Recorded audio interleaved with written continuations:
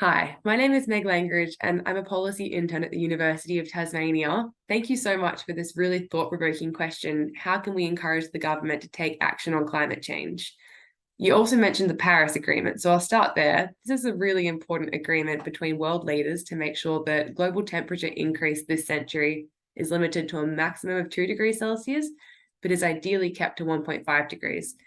According to the International Panel on Climate Change, in order to achieve this, we need to aim to reduce our carbon emissions by about 45% by 2030. So we definitely do need to encourage the government to take action if we're going to meet this target.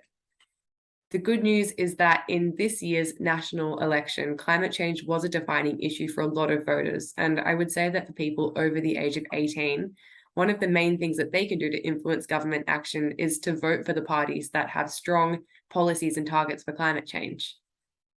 But this doesn't mean that there's nothing you can do if you're not old enough to vote.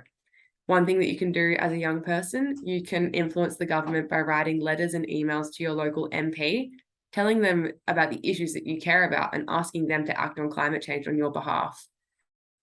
Governments tend to respond to pressure from the community, and so this is how events like the school strike for climate change work. It shows politicians what you care about and that you're taking these issues seriously. And I would also say that this doesn't only show politicians that you care, but it shows other adults that young people are passionate and that they care about the climate and about the environment. And this might even inspire them to vote differently at the next election. Ultimately, influencing and shaping public opinion and raising awareness can have a ripple effect with ongoing benefits. And there are lots of different ways that you can raise awareness, from posting on social media if you're old enough to having conversations with your friends and family and teachers.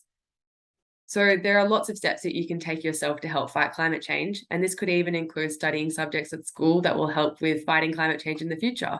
If you want to encourage the government to take action on climate change, you could plan on working in public policy and shaping government action yourself one day.